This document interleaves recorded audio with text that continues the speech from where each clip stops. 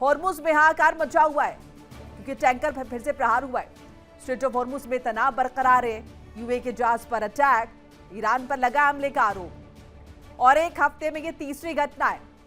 UAE ने आरोप लगा दिया सीधे सीधे, ईरान पर आरोप लगाए। एडीएनओसी के जहाज को निशाना बनाया गया। हॉर्मुज में तेल टैंकर पर फिर से अटैक हुआ है।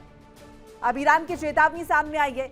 ईरान के जहाजों को खुली चेतावनी है, विरोधियों से जुड़े जहाज निशाने पर रहेंगे। ईरानी निर्देश न मानने पर कार्रवाई की धमकी, हॉर्मुज बंद रखने की बात दोहराई गई है। ईरान का हॉर्मुज पर सख्त रुख है। अमेरिका शर्तें पूरी होने तक बंद रखने की बात कही जा रही है।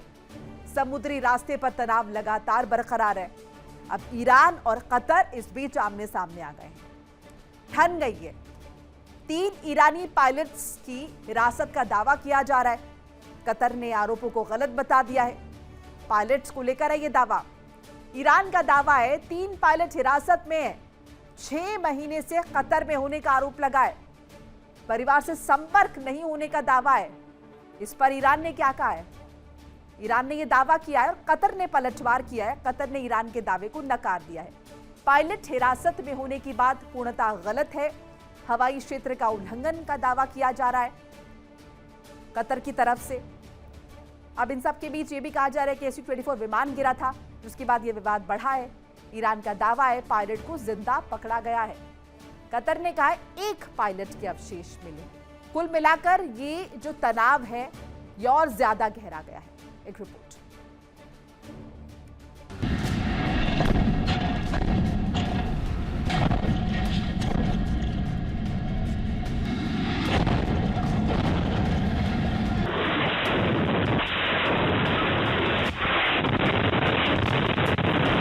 हॉर्मुज की लहरें शांत दिख रही हैं, लेकिन इनके नीचे तनाव का तूफान लगातार गहरा रहा है। शुक्रवार को यूएई की सरकारी तेल कंपनी एडीएनओसी ने दावा किया कि उसका एक जहाज स्ट्रेट ऑफ हॉर्मुज से गुजर रहा था, तभी उसे निशाना बनाया गया।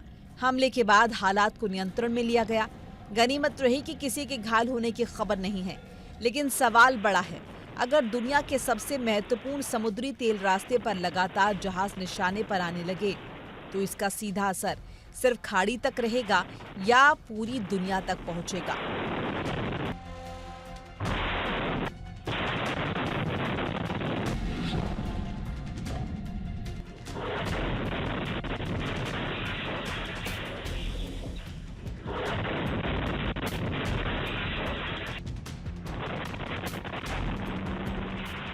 यूएई के मुताबिक ये कोई अकेली घटना नहीं है। इससे पहले भी 2 एडीएनओसी टैंकर्स पर हमले का आरोप ईरान पर लगाया गया था। यानी कुछ ही दिनों में यूएई के 3 जहाजों को निशाना बनाए जाने का दावा सामने आ चुका है।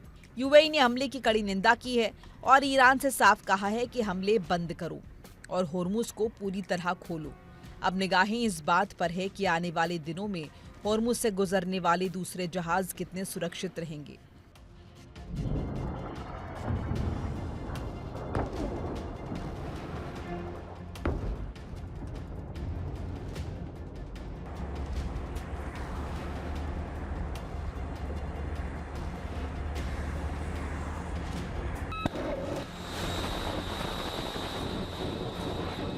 پیدا کردیم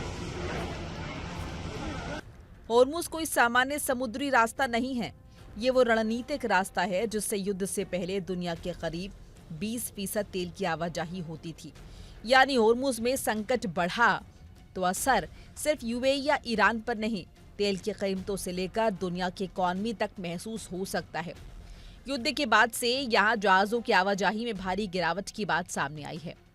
ईरान इसे अमेरिकी शर्तें पूरी होने तक बंद रखने की बात कह रहा है, जबकि अमेरिकी प्रशासन का मतलब है कि वो इलाके में अपनी नौसैनिक नाकाबंदी लंबे समय तक जारी रख सकता है। मतलब समंदर में सिर्फ जहाज नहीं चल रहे, दबाव, धमकी और रणनीति भी चल रही है।